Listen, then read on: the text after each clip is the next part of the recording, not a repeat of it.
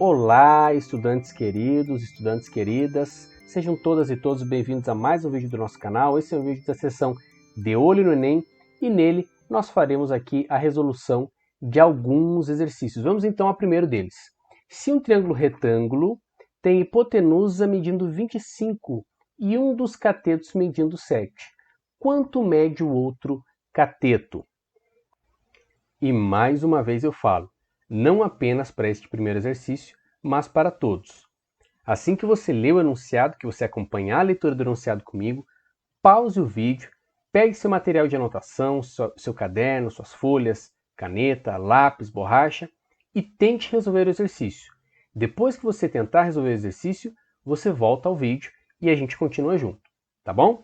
Então vou falar aqui isso apenas uma vez, mas serve para todos os exercícios. Muito bem. Professor, esse exercício aqui é um exercício em que eu conheço um dos catetos. Qual dos catetos que é? Tanto faz, tá bom, gente? Nesse caso, eu quis falar que o cateto menor é o cateto que vale 7, porque eu sei, na verdade, que será ele. Mas se você tivesse colocado 7 onde está o x, ou x onde está o 7, tanto faz, tá bom? Vamos lá, então. Aplicando o teorema de Pitágoras, nos atentando aos valores que já conhecemos, nós temos a hipotenusa valendo 25, um cateto valendo 7 e o outro cateto valendo x. Bom, então nós temos aqui o nosso triângulo retângulo. Professor, mas está diferente da imagem anterior. Sim, eu apenas deitei ele, beleza? Então ele estava na vertical na imagem anterior e agora eu coloquei na horizontal. O que nós vamos fazer então? Aplicamos o teorema de Pitágoras. Cateto ao quadrado.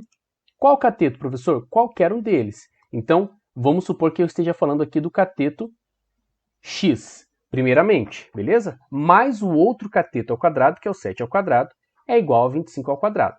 Então, nós vamos colocar aqui os valores de x, 7 e 25. Ora, mas nós queremos encontrar o valor de x ao quadrado. Então, nós fazemos x ao quadrado é igual a 25 ao quadrado, o 7 ao quadrado que estava somando vai para o outro lado da igualdade, subtraindo, fazendo a operação inversa da soma, que é a subtração. Beleza? Então, nós continuamos. X ao quadrado é igual a 25 ao quadrado é 625. Menos 7 ao quadrado é igual a 49. 625 menos 49 é 576. Então, x ao quadrado é igual a 576. Só que 576 é 24 ao quadrado. Beleza? Ora, se x ao quadrado é igual a 24 ao quadrado, então o x é igual a 24. Professor, e se o exercício me desse o valor da hipotenusa 25 e do cateto igual a 24? O que eu faria? Eu chamaria o outro cateto, que é igual a 7, de x. Tá bom? Então, tanto faz aqui. Se você tem a hipotenusa de um dos catetos, o outro cateto é x. E se nós tivéssemos o valor do cateto 7 e do cateto 24? Faríamos 7 ao quadrado mais 24 ao quadrado, que é igual a 25 ao quadrado. Então, assim, nós encontramos o valor do outro cateto, que no caso é o cateto maior. Próximo exercício fala o seguinte: o polígono regular apresentado na imagem possui lado com medida igual a 12. Podemos afirmar que o raio de sua circunferência e seu apótema valem respectivamente quanto? Bom, então essa figura aqui, nós sabemos que ela é um hexágono. Nós estamos vendo que ela tem 6 lados. O exercício nos fala que ele é um polígono regular. O que é mesmo, gente, um polígono regular? Ele é um polígono que ele é equilátero, ou seja, todos os lados têm a mesma medida, e ele também é equiângulo, quer dizer, todos os ângulos têm a mesma medida. Beleza? Aqui eu destaquei um dos lados dele medindo 12. Bom, caso não lembre as fórmulas, caso você não esteja se lembrando das fórmulas de raio, da circunferência circunscrita e apótema dos polígonos regulares, vamos analisar. Se o hexágono é regular, todos os seus lados e todos os seus ângulos internos têm a mesma medida. Ele é equilátero e equiângulo. A soma dos ângulos internos de um hexágono é dada por soma do polígono de 6 lados, polígono convexo, é igual a 6 menos 2 vezes 180 graus. Lembrando, por que 6 menos 2, professor? Porque um polígono de n lados, a soma dos ângulos internos dele é n menos 2 vezes 180 graus. Beleza? 6 menos 2 é igual a 4. 4 vezes 180 graus é igual a 720 graus. Como esse hexágono é regular, ou seja, todos os seus ângulos internos têm a mesma medida, cada um dos seus ângulos internos vale quanto? Basta nós pegarmos a soma, que é o total da soma de todos os seus ângulos internos, e dividirmos pelo número de lados. Quantos lados ele tem? Se é um hexágono, ele tem 6 lados. Então, nós fazemos 720 dividido por 6, que é igual a 120 graus, que é o valor de cada um dos seus ângulos internos. Muito bem. Cada um desses ângulos vale 120 graus. Vamos observar, então, o triângulo ABC, que é formado por metade de um dos lados do hexágono, ou seja, se o lado mede 12, metade do lado mede 6, ok? O apótema e o raio da circunferência circunscrita ao hexágono. Lembrando, gente, quando eu falo no lado A minúsculo, é o lado oposto ao vértice A maiúsculo. Quando eu falo do lado B minúsculo, ele é o lado oposto ao vértice B maiúsculo, e o C é a mesma coisa. Bom, nós sabemos que o apótema ele é perpendicular ao lado. Então, nós sabemos que o apótema vai formar um ângulo de 90 graus com o lado do hexágono. Nisso, nós conseguimos aplicar relações trigonométricas, então. Beleza? Vamos verificar o seguinte, gente. Se o ângulo interno do hexágono regular é de 120 graus, cada ângulo interno dele, quanto vale esse ângulo aqui formado entre o raio da circunferência circunscrita e o lado do hexágono? Vale metade de 120 graus, que é igual a 60 graus. Muito bem. Aplicando, então, as relações trigonométricas, cosseno de 60 graus, lembrando que cosseno é cateto adjacente dividido pela hipotenusa, é igual a quem? Qual que é o cateto adjacente ao ângulo de 60 graus? É o cateto aqui A, né, que é oposto ao vértice A, e ele vale 6. E quem é a hipotenusa? A hipotenusa eu estou chamando de B, que é o lado oposto ao vértice B. Esse lado oposto ao vértice B é justamente o raio da circunferência circunscrita. Só que nós sabemos que o cosseno de 60 graus é igual a 1/2. Portanto, 6 dividido por B é igual a 1/2. B, então, vale 2 vezes 6, que é igual a 12. E o seno de 60 graus, quem que é o seno? Cateto oposto ao ângulo de 60 graus, dividido pela hipotenusa. Cateto oposto ao ângulo de 60 graus é esse cateto C aqui, que é oposto ao vértice C, eu chamei de C, tá bom? Então, o apótema é o cateto oposto ao vértice de 60 graus. E quem que é a hipotenusa? O raio da circunferência circunscrita. Muito bem. Então, C vai ser igual a 12 vezes raiz de 3 dividido por 2, que é igual a 6 raiz de 3. Assim, o raio vale 12 e o apótema vale 6 raiz de 3. Professor, mas eu me lembro das fórmulas. Então, como é que eu faço? Simplesmente você vai aplicá-las. Lembrando que o raio do polígono hexágono regular, polígono regular de 6 lados, que é o hexágono, ele é igual ao lado desse hexágono regular. E o apótema do hexágono regular é igual ao lado raiz de 3 sobre 2. Lembrando, gente, apótema é apenas de polígonos regulares. Quando nós falamos em apótema, nós estamos falando sempre de polígonos regulares. Beleza? Esse apótema tem a medida da circunferência inscrita a esse polígono regular. Muito bem. O raio tem a mesma medida do lado, que vale 12. E o apótema é obtido fazendo lado raiz de 3 dividido por 2. Só que o nosso lado nós sabemos que vale 12. Então fazemos 12 raiz de 3 sobre 2, que é igual a 6 raiz de 3. Chegamos, então, assim, à mesma resposta que obtivemos fazendo aquele procedimento todo anterior. Notem, gente, que eu sempre falo para vocês. Vocês não precisam ficar decorando todas as fórmulas. Se você não decorar, você vai chegar e vai deduzir. Tá bom? O próximo exercício ele tem uma expressão ali com um expoente fracionário, raiz, cúbica, divisão, multiplicação. Vamos resolver, então, essa expressão. A expressão, abre parênteses ali, 8 elevado a 2/3, mais raiz cúbica de 125, isso tudo dividido por 3 elevado a menos 1, mais 500 elevado a 0, fecha parênteses, dividido por 1 mais 3 vezes 2, fecha parênteses, tem resultado, e nós temos aí as opções.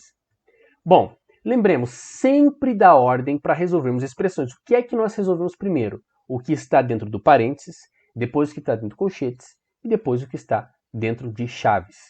Depois nós resolvemos as potenciações e radiciações, depois nós resolvemos multiplicações e divisões, e por último resolvemos as somas e subtrações. Vamos lá então. Nós temos ali a nossa expressão original. Observemos que no primeiro parênteses, ou seja, no parênteses do lado esquerdo, nós temos 3 potenciações e uma radiciação, as quais são prioritárias. Então nós primeiro devemos resolver essas 3 operações de potenciação e radiciação, e depois nós vamos fazer as demais operações. 8 elevado a 2/3 vale quanto? O expoente fracionário. O numerador dele vai para dentro da raiz quadrada. Então o numerador do expoente se torna o expoente. e o denominador se torna o índice da raiz. Assim, nós temos que 8 elevado a 2/3 nada mais é do que a raiz cúbica de 8 elevado ao quadrado. Ora, 8 elevado ao quadrado é igual a 64. A raiz cúbica de 64 é igual a 4. Alguns podem perguntar, Mateus, e se nós fizéssemos primeiro a raiz cúbica de 8 e elevarmos ao quadrado? Teria problema? Não teria problema. A raiz cúbica de 8 é igual a 2. 2 ao quadrado é igual a 4. Obteríamos o mesmo resultado, tá bom? Então aqui, ó, observem que primeiramente nós fizemos a potenciação e depois a radiciação. Mas você poderia ter feito primeiro a raiz cúbica de 8 e depois elevar ao quadrado, que talvez até seria um pouquinho mais fácil, depende de cada caso. Vamos para o próximo então. A raiz cúbica de 125 é igual a 5. Por quê? Porque qual número elevado ao cubo é igual a 125? Ou seja, qual número que multiplicado por ele mesmo de novo, vai dar igual a 125? O 5. E 3 elevado a menos 1, o que vai ser? Lembrando, quando o expoente é negativo, nós invertemos o número. Detalhe, gente, o inverso de 3 é 1/3, ok? Lembrando, o oposto é uma coisa, o inverso é outra. O oposto de 3 é menos 3, e o inverso de 3 é 1/3. Portanto, 3 elevado a menos 1 é igual a 1/3. E 500 elevado a zero é quanto? Lembrando, qualquer número elevado a zero é igual a 1, exceto o zero elevado a zero, que é indeterminado. Portanto, 500 elevado a zero é igual a 1. Chegamos então a 4 mais 5 dividido por 1/3, mais 1, dentro do parênteses da esquerda, dividido por 1 mais 3 vezes 2, dentro do parênteses da direita. É igual a quanto? No segundo parênteses, observe que é uma multiplicação e uma adição. E no primeiro parênteses, nós já terminamos? Ainda não, temos coisas a resolver. Fazemos então, primeiramente, a multiplicação. Observem vocês que na página anterior, nós tínhamos 1 mais 3 vezes 2. Quem é que nós resolvemos primeiro, no parênteses da direita? O 3 vezes 2, porque é uma multiplicação. E acontece de muitos estudantes fazerem essa confusão. Observem aqui, eu vou até voltar na página anterior. Nós temos 1 mais 3 vezes 2, no parênteses da direita, certo? Então, se nós temos 1 mais 3 vezes 2, nós fazemos primeiro 3 vezes 2, ok? Então, nós vamos ter 1 mais 6 no parênteses da direita. E no parênteses da esquerda, o que vai acontecer? Eu deixei agora o parênteses da esquerda em roxo, na cor roxa, e o parênteses da direita, 1 mais 6 é igual a 7, já está resolvido. Agora temos uma divisão, porém, primeiro temos que resolver o que está no parênteses à esquerda. Nós temos uma divisão entre os dois parênteses. Então, nós temos o parênteses da esquerda dividindo pelo parênteses da direita. Só que, dentro do parênteses da esquerda, nós temos ainda coisas a resolver. Primeiramente, então, nós vamos fazer essa divisão dentro do parênteses da esquerda, que é 9 dividido por 1/3. Como é que fica 9 dividido por 1/3? Bom, 9 é a mesma coisa que 9 dividido por 1. Esse 9 dividido por 1 é a mesma coisa que 9, e ele está dividindo por 1/3. Como é que nós fazemos uma divisão de frações? Nós pegamos a primeira fração e nós multiplicamos pelo inverso da segunda fração. Então, a fração que estava no numerador, que era 9 sobre 1, ela se mantém. E a segunda fração, que é 1/3, ela tem o seu inverso multiplicado pela primeira. Portanto, o inverso de 1/3 é 3 sobre 1. Então, nós vamos fazer 9 sobre 1 vezes 3 sobre 1, que é igual a 27 sobre 1. Lembrando, multiplicação de frações, multiplicamos numeradores entre si e denominadores entre si. 9 vezes 3, 27. 1 vezes 1 igual a 1. Nós ainda temos 27 sobre 1 mais 1. 27 sobre 1 é a mesma coisa que 27. 27 mais 1 igual a 28. Então, o resultado desse parênteses à esquerda, que eu colorei de roxo, é igual a 28. Finalmente, nós temos 28 dividido por 7 igual a 4. Mas não vi em nenhuma das alternativas escrito o número 4. E agora? Qual das alternativas é igual a 4? Vamos à letra A, então. 7 sobre 2. 7 sobre 2 é 7 dividido por 2. Vai dar um número decimal ali, 3,5. Errado. Não é 4. Menos 4 elevado a menos 1. Muito cuidado. Esse menos 1 aí é expoente do menos 4. Então, como é que nós vamos resolver essa questão? A base é menos 4 e o expoente é menos 1. Quando nós temos um expoente negativo, o que nós fazemos mesmo? Nós invertemos o nosso número. Então, qual que é o inverso de menos 4? É menos 1/4. E esse menos 1/4 está sendo elevado a 1. Agora que eu inverti o menos 4, agora sim eu tenho o menos 1/4. E ele está sendo elevado a 1. Portanto, menos 4 elevado a menos 1 é menos 1/4, que também não é nossa resposta. E a letra C? Qual que é a raiz cúbica de 2 elevado à sexta? Observem que, anteriormente, nós tínhamos um número que ele tinha um expoente fracionário. Nós transformamos ele numa radiciação. Agora nós faremos o processo contrário. Nós temos uma radiciação e vamos transformá-la numa potenciação com o expoente fracionário. Então a base é 2, o numerador vai ser o 6 e o denominador vai ser 3. Então nós temos 2 elevado a 6 sobre 3. Ora, mas 6 sobre 3, 6 dividido por 3 é igual a 2, não é? Então 2 elevado a 6 sobre 3, ou 2 elevado a 6 terços, é igual a 2 elevado a 2, que é 2 ao quadrado, que vale 4. Então a letra C está correta. Vamos verificar a letra D então. A letra D é raiz quadrada da raiz quadrada de 16. Tomem cuidado. Nós temos aí uma raiz quadrada de uma raiz quadrada. Qual será a raiz quadrada da raiz quadrada de 16? Raiz quadrada de 16 é 4. Então a raiz quadrada da raiz quadrada de 16 é a raiz quadrada de 4, que é igual a 2, que também não é nossa resposta. Portanto, a alternativa correta é a letra C. Vamos então para o exercício 4. Na figura tem CA, 2 barrinhas B, 2 barrinhas C, 2 barrinhas D. O que significam essas duas barrinhas? Significa que A é paralela a B, que é paralela a C, que é paralela a D. Nós estamos representando aqui então 4 retas que são paralelas, as retas A, B, C e D. Além disso, as medidas de alguns segmentos são conhecidas. O segmento WX mede 4, o segmento XZ mede 8, o segmento NP mede 10,2 e o segmento MQ mede 20,4. Dadas estas informações, quais são as medidas, respectivamente, dos segmentos MN e XY? Bom, vou deixar você pensar um pouquinho, porque nós vamos fazer aqui a aplicação de um teorema muito útil para nós em geometria. Qual teorema? O teorema de Tales. Ora, este é um caso clássico da aplicação do teorema de Tales, cujo enunciado está aí. Um feixe de retas paralelas cortadas por duas ou mais transversais delimitam segmentos de retas proporcionais. Muito bem.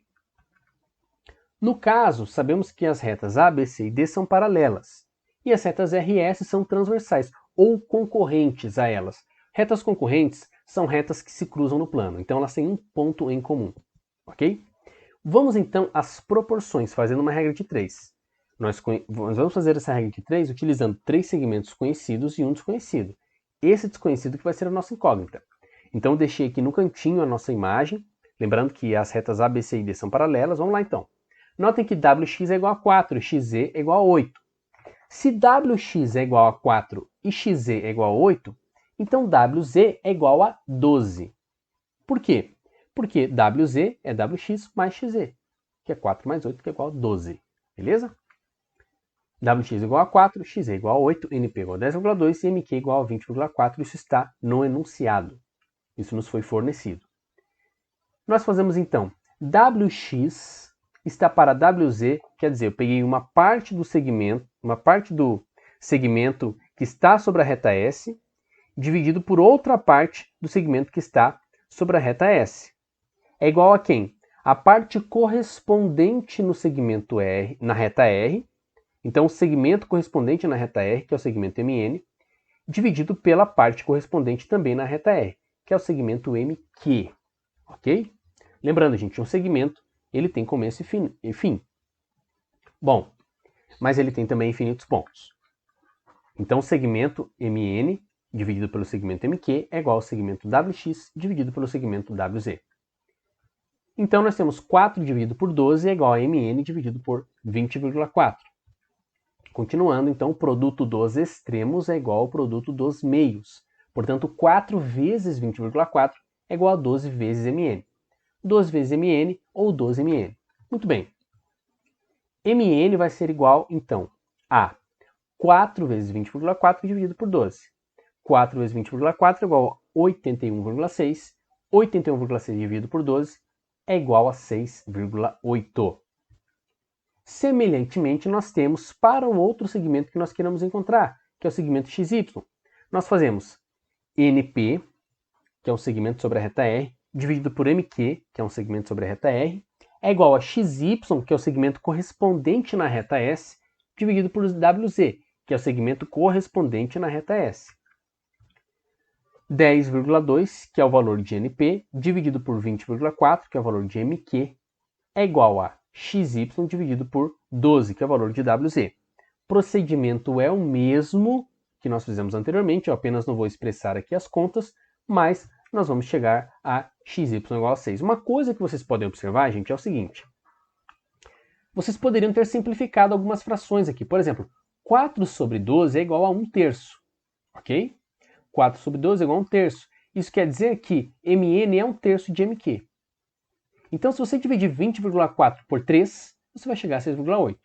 Mesma coisa aqui para encontrar o segmento XY. Observem que 10,2 é exatamente metade de 20,4.